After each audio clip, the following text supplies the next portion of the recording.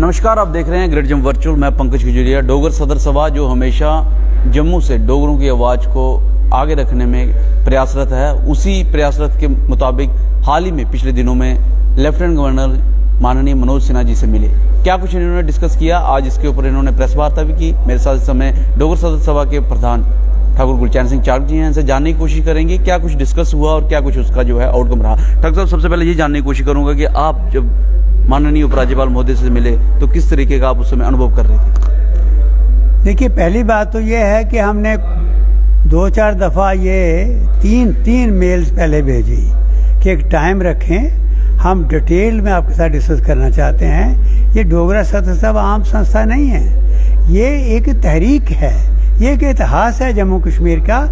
जिन बुजुर्गों ने ये रियासत बनाई, बचाई, ये उनकी ये सभा है और सेकुलर ये एक गुलदस्ता है। तो हम बात करना चाहते हैं डिटेल में। पता नहीं क्या बात थी, वो टाइम नहीं उनसे मिल रहा था। उसके बाद फिर तीसरी दफ़ा हमने लिखा कि आखिर वजह क्या है, तो उसके बाद एकदम मैसेज आया।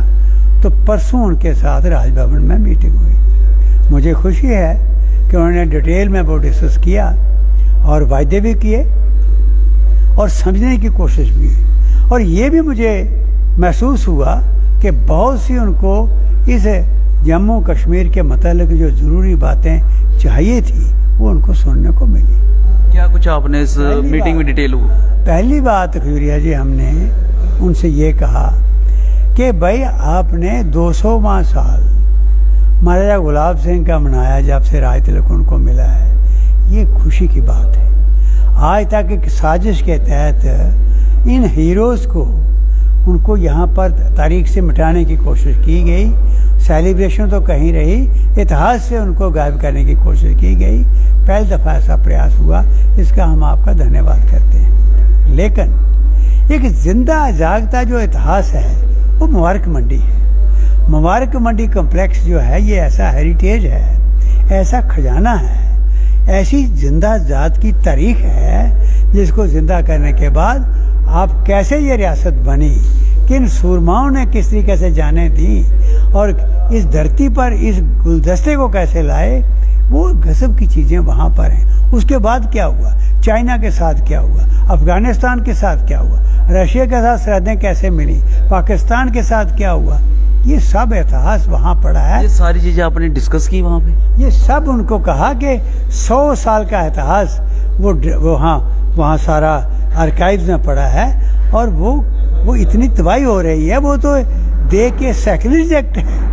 यानी उन फाइल एक कागज़ को प्रिजर्व करना चाहिए। किसी बाहर के मुल्क में देखो, वो तो तबाह हो रहे हैं, उन पर तो पानी पड़ रहा है। क्या रिस्पांस रहा जब आपने ये दो चीज़ों का जिक्र किया? उन्होंने कहा कि नहीं, मैंने देखा है, मुझे पता है, पर मैं और चलूँगा। मैंने कहा नहीं, हमारे साथ चलिए, वहाँ आपको दिखाते हैं। और ये पता लगा कि ब्यूरोक्रेसी लेवल पर कोई साजिश हो रही है कि उस सारे रिकॉर्ड को उठा के कहीं बाहर शिफ्ट करो। मुबारक मंडी ऐसी बॉडी हो जाएगी जिसके अंदर से रूल निकाल लोगे। तो उन्होंने कहा कि नहीं, ये मैं देखूँगा, मैं बात करता हूँ। और दूसरी बात ये कही कि वहाँ महारानी चाड़क पैलेस है, जो महाराजा प्रताप सिंह के टाइम का वो पैलेस महारानी चाड़की के ने बनवाया हुआ, वो गजब का पैलेस है। तवी के किनारे उसका वो देख के आदमी हैरान हो जाता है। यहाँ पर जितने भी एक्सपर्ट्स आए, उसको आप होटल में पता लगा कन्वर्ट करने जा रहे हैं। ऐसी अगर सोच किसी ब्यूरोक्रेट की या किसी गवर्नमेंट की है तो ये सुइसाइड स्टेप है। मैं इस बात पे भी आऊँगा जहाँ वो होटल को तब्दील करने जा रहे हैं, महारानी चाड़की का जो वहाँ पे महल है। लेकिन सवाल ये है कि जहां आपने उनको मुबारकबाद दी सेलिब्रेशन की 200वां राज तिलक पूरा होने पे, वहीं लोगों का ये भी कहना था कि ये जो राज तिलक दिवस है ये कहीं ना कहीं सरकार द्वारा जो है मनाया जाना चाहिए, क्योंकि जम्मू कश्मीर रियासत जो अभी 2 यूटीज़ में है उसकी फाउंडेशन महाराजा गुलाब सिंह ने रखी और उन्होंने जहाँ एक तरफा मिलिट्री पावर पे, वहीं दूसरी तरफा जो डिप्लोमेटिक पावर है इसको बनाया। तो इस पर आप क्या कहेंगे? देखिए, बात यह है, ये बहुत ज़रूरी था और ये जो किया इसके लिए हमने उनका थैंक्स भी किया, मुबारकबाद भी दी। लेकिन इसमें चीज़ें हमने ये ऐड की हैं। जी। हमने कहा कि आप सिर्फ एक दिन मना के चले जाओ, ये काफ़ी नहीं है। और इन महाराजाओं को, इन डोगराज को ये कुछ नहीं मिलने वाला, ये आने वाली पीढ़ियों के लिए प्रेरणा का स्रोत है। तो इतिहास जिंदा करो। आप इनकी टेक्स्ट बुक्स में लाओ उसकी कहानी, कैसे राय तिलक हुआ, कैसे ट्रीटीज हुई, कैसे यहाँ आए, कैसे रूल किया। क्योंकि आपने जिक्र किया था चाइना का, रशिया का, तो जो ट्रीटी ऑफ चशूल जो है वो महाराजा गुलाब सिंह जी द्वारा की गई। हाँ, मैंने ये कहा, मैंने कहा 10,000 डोगरा वहाँ मरा था चाइना के उस बॉर्डर पर। जनरल जोरावर सिंह की हड्डियाँ आज भी वहाँ हैं। और ट्रीटी हुई थी चाहे जो आज चशूल ट्रीटी लेकर पूरी दुनिया को दिखा रहे हो, वो डोगरों ने की है। तो ये तारीख जिंदा होनी चाहिए। तो उन्होंने बड़ा गौर से सुना और ये बात उन्होंने कही कि ये बहुत इम्पॉर्टेंट बातें हैं और हम इसको करेंगे, ये बात। दूसरा हमने ये कहा कि इस पूरी मुबारक मंडी को प्रिजर्व करने के लिए इस वक्त ज़रूरी है इसको बचाए रखना, क्योंकि अभी बरसात आने वाली है, स्लोप्स पीछे जा रही हैं। अगर वो लैंडस्लाइड हो गई, मुबारक मंडी धरती से ख़त्म हो जाएगी। वो भी उन्होंने कहा। मुबारक मंडी के होटल का जिक्र आपने किया। हमने देखा जब इस होटल के लिए जो है डीपीआर भरी जानी थी, जहाँ इसके लिए प्रपोजल रखा जाना था, तो कुछ ऐसे लीडर थे जो जम्मू से ही, उन्होंने कहा कि जो बाहरली रियासतों में होटल हैं, महल का जो है उसको होटल में तब्दील कर दिया गया है, लेकिन वो प्राइवेट प्रॉपर्टी पे थे, ना कि पब्लिक प्रॉपर्टी पे। इस पे क्या कहेंगे? देखिए, आपने खुद ही जवाब दे दिया उसका। बात ये है, अब मैं किसी को बुरा नहीं कहना चाहता, मुझे अफसोस है कि हमारे पॉलिटिशियन वो कैसे हैं जो पढ़े लिखे ही नहीं हैं, जब पढ़ते नहीं हैं, वो इतिहास को देखने की कोशिश करें। इस हेरिटेज का मुकाबला आप किससे कर रहे हो? आप जो प्राइवेट पैलेसेस हैं उनको होटल बनाएं, कुछ करें, उनके साथ कंपेयर कर रहे हो। ये गलत है। जिसने भी ये बात कही, ये मूडपन है, मैं ये कहूँगा। ये उनकी अब मैं लफ्ज़ नहीं इस्तेमाल करना चाहता, उनकी पढ़ाई, उनकी इंटेलिजेंस पर क्वेश्चन खड़ा होता है। वो कैसे लीडर हैं? कई तो बातें नहीं करते, उनको पता ही नहीं। सवाल करो आपके आर्काइव्स कहाँ हैं, वो कहते हो वो क्या होता है। अब ये एक तारीख की बातें हैं, स्टडी करने की बातें हैं। Leaders are suppose to know, लेकिन अफसोस की बात है उनके पास वो जहन ही नहीं है। इसलिए ये बात हमने पूरी तरह से उनको याद कराई। और एक बात उनको ये और कही कि आप देखिए, पहली असेंबली है जम्मू कश्मीर की ये डोगरा सभा। महाराजों का टाइम लाला हंसराज महाजन, मियाँ ज्वाला सिंह, पंडित गणेश दास गर्दश, सरदार समुद्र खान, वकील हजरत शाह, ऐसे टॉप के वकील और ऐसे टॉप के लोग मिलकर उन्होंने कहा कि डोगरा कल्चर को जिंदा रखने के लिए आने वाले वक्त में ज़रूरी है। यहाँ जात पात है, धर्म अलग अलग हैं, एक गुलदस्ता है एज डोगरा, हमें अपनी संस्कृति को बचाना है। ये डोगरा सभा बनी थी।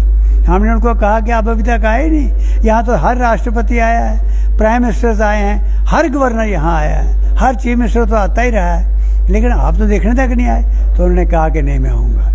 और दूसरी बात हमने कहा, स्मार्ट सिटी प्रोजेक्ट बना रहे हो, ये डोगरा सदर सभा है स्मार्ट सिटी प्रोजेक्ट में नहीं है। ये कैसे सियासतदान हैं जिन्होंने आपको समझाया क्या किया? और ये इतिहास है, ये हमारे बाप दादाओं की, उन बुजुर्गों की, उन हीरोज़ की ये विरासत है। ये तो हम तो रखवाली कर रहे हैं, इसको तो ये तो इसका स्थान तो पूरी सियासत के अंदर वहाँ होनी चाहिए। They are the founders. पहले दफा समय लगे, अच्छा, तो हमने कहा आपने वो भवन देखना चाहिए, आइए ज़रा देखो तो सही। तो उन्होंने कहा है, अब देखते हैं क्या करते हैं। क्या उन्होंने कहा कि वो आएंगे डोगरा सदर सभा? उन्होंने कहा कि मैं भवन में आऊँगा, लेकिन मुझे नहीं पता, क्या पता कोई रोकने के लिए ही चल पड़े। यहाँ कोई ऐसे हमारे सियासतदान हैं, कोई पता नहीं उनको कहें। तो ये जो आपने जिस तरह इशारा किया है उसमें ये बहुत बड़ी कमी है। दूसरा हमने कहा कि परमंडल उत्तरबैनी, जिसके लिए आज से 27 साल पहले मैंने छड़ी यात्रा स्टार्ट यहाँ सभा से ही स्टार्ट कराई थी, और वो कि ताकि भगवान शिव का प्रकाश हो, फिर से उठें, जागें, फिर से वो हमारी तरफ अपनी कृपा करें। तो वो शुरू हुई थी। अब वो छोटा काशी है उत्तरी भारत का, उसको आप अच्छी तरह डेवलप कराओ। पैसा सैंक्शन करते हो, आज भी किया हुआ है, लेकिन अनप्लान ढंग से काम हो रहा है। प्रसाद स्कीम के तहत जो है वो पैसा सैंक्शन हो उत्तरबैनी प्रमंडल के लिए, और इसलिए उसको वहाँ गुप्त गंगा, वहाँ ये सारा किस तरीके से करना है, प्रॉपर ढंग से प्लानिंग, एक्सपर्ट आप बाहर से लाइए, वो बना दीजिए हमें ऐसा काशी कि यहाँ डुग्गर प्रदेश का वो इतिहास के साथ जुड़ा रहे जैसे वो रहा है। अगली बात है रणबीर कैनाल की कही है। खजूरिया जी, जब मैं वो बात करता हूँ तो देखते हैं गौर से 64,000 एकड़ ज़मीन, ये रणवीर कनाल, उस वक्त महाराजे का दिमाग देखो, ये रणवीर कनाल निकाली थी चिनाब से डायरेक्ट।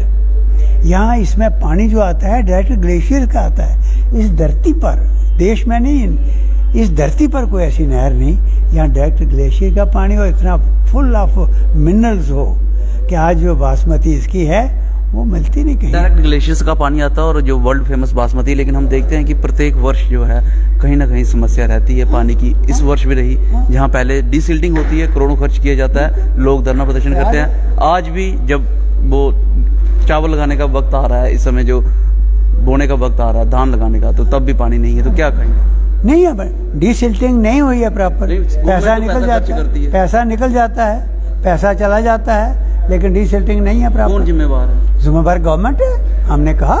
हमने कहा बताइए, मैं जब, मुझे याद है मिनिस्टर था, इसी नहर का बेली चलाने से लेकर, मैंने कहते टेल एंड तक पानी नहीं जाता, तो मैंने सारे अफसरों को कहा था आज हम नहर के दर्शन करेंगे पैदल, गाड़ियां बेली चलाना मैंने सबकी बंद कर दी थी। मैंने कहा चलो पैदल, और ब्रेकफास्ट हमने की थी जाकर पंडोरी बंगला में, और एंड तक पहुँचे, और उसके बाद देखा कि फ्रॉड हुआ है, स्कैम हुआ है, कि सिल्ट वहाँ पर ही है, पैसा निकला है। फिर फैसला किया, मैंने कहा जितने कंसर्न लोग अपनी जेब से पैसा लगाएंगे अपनी तनख्वाह से, तो रिजल्ट ये हो गया कि पहली दफा सिल्ट निकली और टेल एंड तक पानी गया। ये नहीं कर सकते। लेकिन लोकल जो किसान है वो आज भी परेशान है, रो रहे हैं आज। उस वक्त मैंने करवा दिया, आज वही तो बात, क्वेश्चन यही है कि अगर मैं करवा सकता हूँ उस वक्त, ये गवर्नमेंट क्यों नहीं करवा सकती? ये पॉलिटिशियन कहाँ पर हैं? और ये नहर, हमने कहा कि जैसे गुजरात में मोदी जी ने एक नहर पर 3 किलोमीटर तक, पता नहीं कितना एरिया है,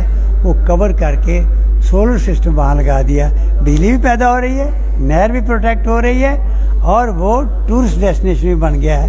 ये बनाइए आप। जम्मू शहर में भी है एक जगह हाइड्रो प्रोजेक्ट लगा हुआ है नहर के ऊपर। पहली बिजली यहाँ से ही दी थी, तो हमने ये मांग की है कि इसको हेरिटेज डिक्लेयर किया जाए रणवीर के। मैं इस बात में ज़रूर आपसे डिस्कस भी करना चाहूँगा। मेरी बातचीत हो रही थी वाइस चांसलर शेर कश्मीर एग्रीकल्चर यूनिवर्सिटी से। उन्होंने कहा कि क्योंकि पहले हम बासमती जो हम कहते हैं कि वर्ल्ड फेमस है और काफ़ी महंगी जो है बिकती है, लेकिन इसमें हम पानी का जो है कॉस्ट नहीं मिलाते थे, क्योंकि पानी की कॉस्ट काफ़ी ज़्यादा है, इसलिए अभी हमें जो है सब्सटीट्यूट जो है बासमती का वो ढूंढना पड़ेगा। इस पर क्या कहेंगे? गलत है, बिल्कुल गलत है। इसकी जितना पैसा सैंक्शन होता है इसकी प्रॉपर डिसिल्टिंग हो। ये नहर का पानी, कहाँ पानी ख़त्म हो सकता है?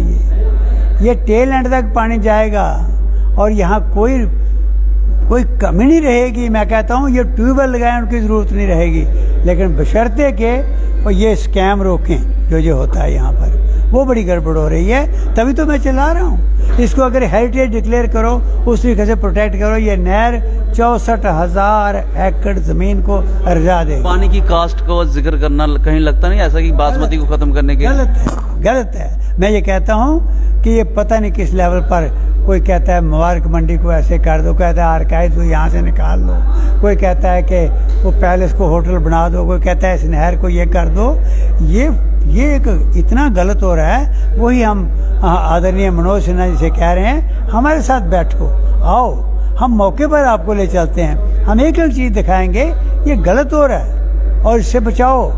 जो बचा हुआ जिस्म है वो तो कम से कम ठीक रखो, नहीं तो वो वहाँ भी इन्फेक्शन हो जाएगी। अगली बात उनके साथ हमने रखी कि यहाँ वार विडोज, जम्मू कश्मीर के डोगरों ने फर्स्ट वर्ल्ड वार हो, सेकंड वर्ल्ड वार हो, बाद में जितनी जंगें हों, क्या रोल प्ले किया है, और उनकी विडोज के साथ इतनी डिस्क्रिमिनेशन हो कि आज बाकी स्टेटों के अंदर 25 करोड़ रुपया और यहाँ 5 लाख। ये एक बेहुदा मजाक है। यूटी बना के आपने सेंटर के साथ जोड़ दिया।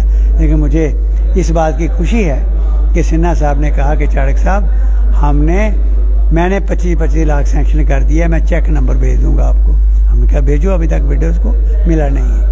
एक बात ये भी उनसे रखी। और दूसरी बात, एक बात खजूरिया जी मेरे दिमाग में बड़ी देर से थी और मैंने उनको एक बात ज़बरदस्त ढंग से कही कि डल लेक पर 12,700 यहाँ का शहीद हुआ है, डल लेक पर उनका मेमोरियल बनना चाहिए।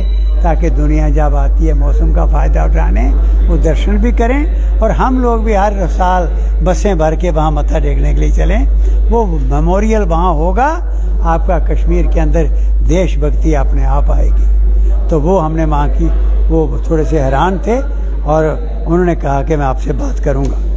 और अगली बात उनकी ये कही है कि ये जो सड़क है, जिस सड़क ने ये सेक्टर के पास जा रही है, इस शहर को, ऐतिहासिक शहर को 2 हिस्सों में बांट दिया है। इस सड़क को आप खोल दो, ये सड़क इस तरीके से मत रखो, बंद मत रखो।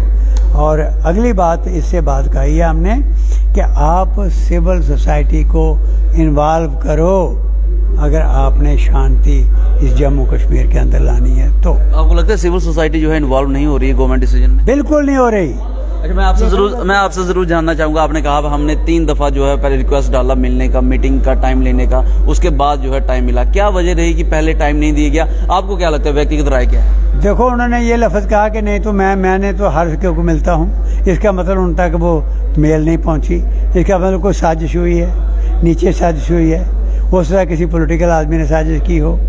क्योंकि पिछली दफ़ा गवर्नर को रोका गया था जब 1500 डेलीगेट डोगरा साहब का इंतज़ार कर रहा था, जनरल कौंसिल की मीटिंग थी, एक्स गवर्नर तक लोग आए हुए थे बाहर से, और गवर्नर मलिक साहब को कहते हैं मेरी तबीयत ख़राब हो गई, लेकिन बाद में मैंने पूछा तो हंस पड़े। जब बाद में हम उनके पास गए, मैंने कहा तबीयत खराब। वजह है डोगर सदर सभा को जो है वो हेड ऑफ द हेल्म में जो होते हैं उनको रोका जाता है, ना मिले? लगता है कि पॉलिटिकल तौर पर कुछ लोगों को कोई इनसिक्योर फील करते हैं कि पता नहीं डोगरा सदर सभा ने ऐसे काम किए जो ये सपने में नहीं सोच सकते। लेकिन आपने जो मुद्दे गिनाए हैं, मैं देख रहा हूँ कि 9-10 मुद्दे हैं, ये सारे पब्लिक के मुद्दे हैं, लोकल मुद्दे हैं। बताओ, कभी किसी पॉलिटिशियन ने कहे हैं ये मुद्दे? ईमानदारी से बताओ। मैं कैसे कहूँ कि ये इनको तकलीफ नहीं है कि या इनको नॉलेज नहीं है? अभी आप कहीं ना कहीं ये भी इशारा कर रहे हैं कि पब्लिक मुद्दों से जो है किसी लीडर को दिक्कत है। बिल्कुल है, खासकर इन मुद्दों को जो इम्पोर्टेंट है। यहाँ पर 4 पैसे मिलते हैं वो बात अलग है, इनमें तो ये तो इतिहास की चीज़ें हैं। आज हमने बोर्ड की किताबों में कुछ कहानियाँ लिखवा दी, इनको ख्याल आया कभी क्या? आज BA की बुक में पॉलिटिकल, हम कॉलेज के बच्चे आ रहे हैं मेरे पास, वो सुनने के लिए हिस्ट्री डोगरा सदर के उनके सिलेबस में आ गई डोगरा सदर सभा, वो हमने तो किया।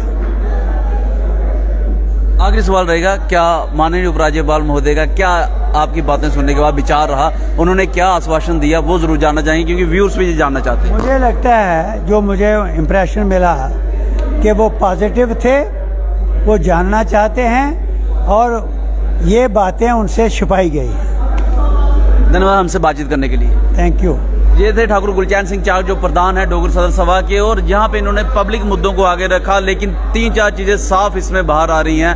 पहली कि 3 बार रिक्वेस्ट किया मिलने के लिए लेफ्टिनेंट गवर्नर मनोज सिन्हा जी को, उसके बाद जो है वो समय मिला, और जब लेफ्टिनेंट गवर्नर साहब का ये कहना था कि उनको मालूम ही नहीं है कि पहले भी आपके द्वारा कोई रिक्वेस्ट भेजी गई है, यानी कि कोई ऐसा है जो चाहता है कि डोगर सदर सभा का जो मेन पॉइंट है वो सरकार तक ना पहुंचे। शायद इसी वजह से जो है वो यहाँ पे, इसी वजह से जो है इनको सरकार से मिलने से रोक रहा था। हालांकि बाद में जो डोगर सदर सभा ने ये सारे मुद्दों को रखा तो साफ तौर पे कहा कि लेफ्टिनेंट गवर्नर महोदय इस पे ऊपर व्यक्तिगत तौर पे जो है संज्ञान लेंगे।